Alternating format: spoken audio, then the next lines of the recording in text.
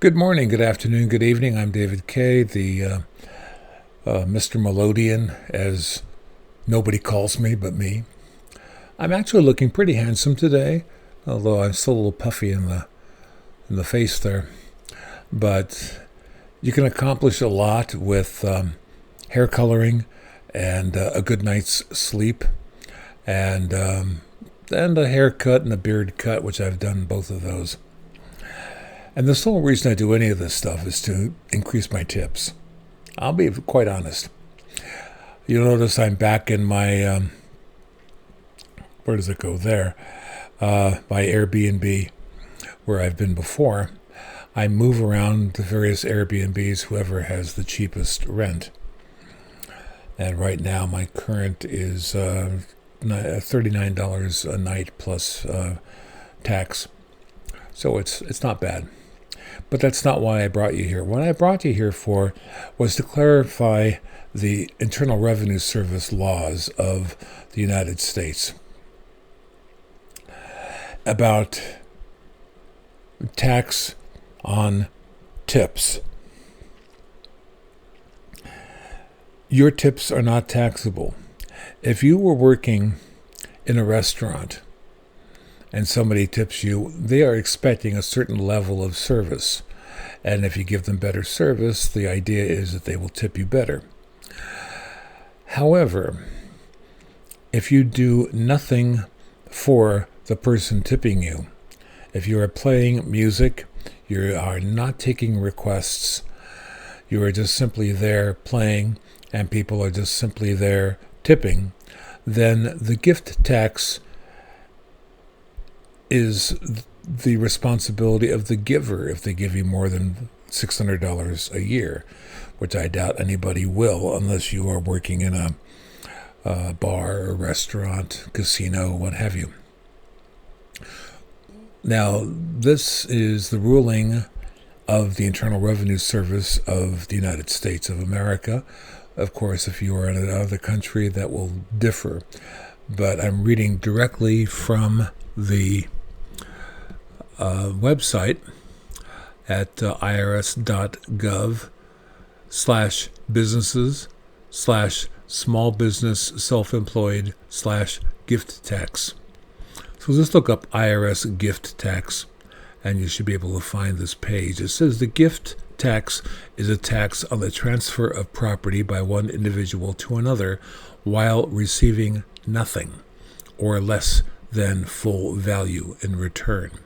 The tax applies whether or not the donor intends the transfer to be a gift. The gift tax applies to the transfer by gift of any type of property.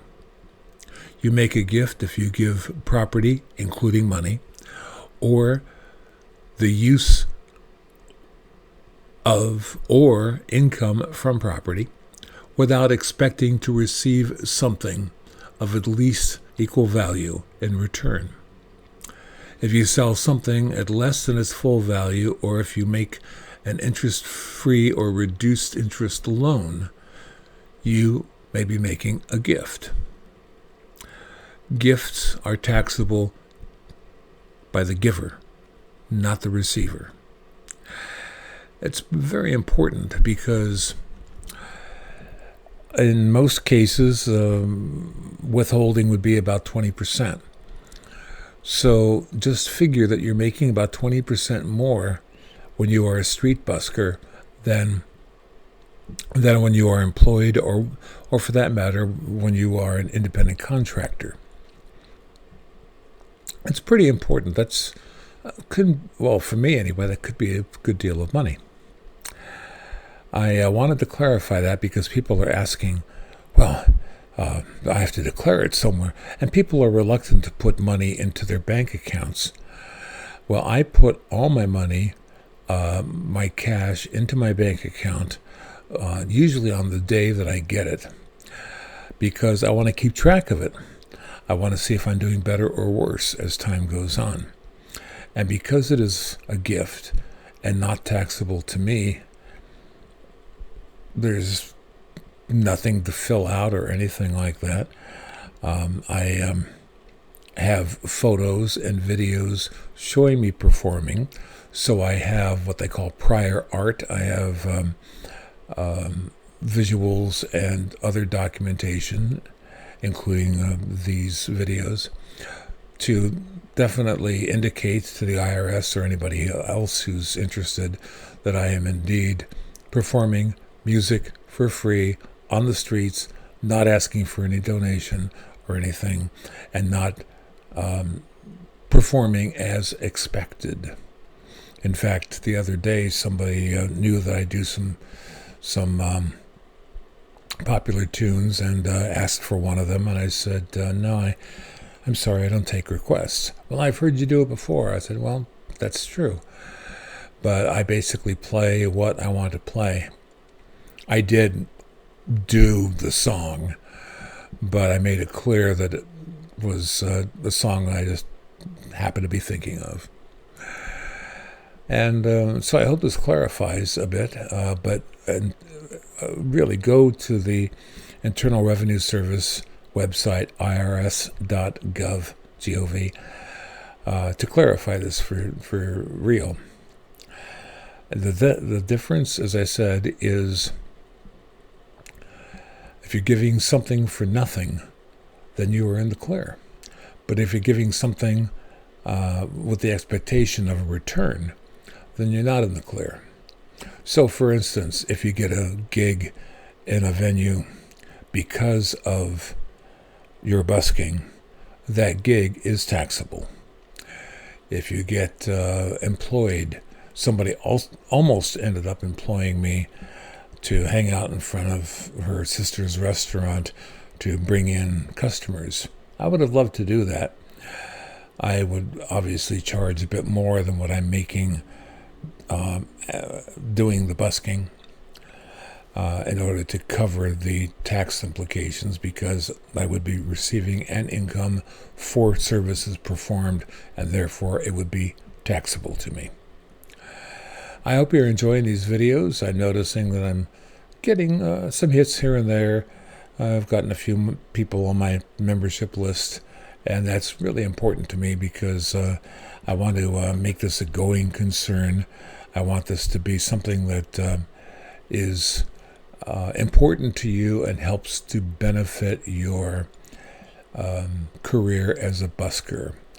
What I'm trying to do, let's get the hand in here, I'm trying to do is elevate the profession. And, oh, by the way, today I was trying something interesting. I wear a top hat normally, and Dollar Tree had this red, white, and blue tinsel.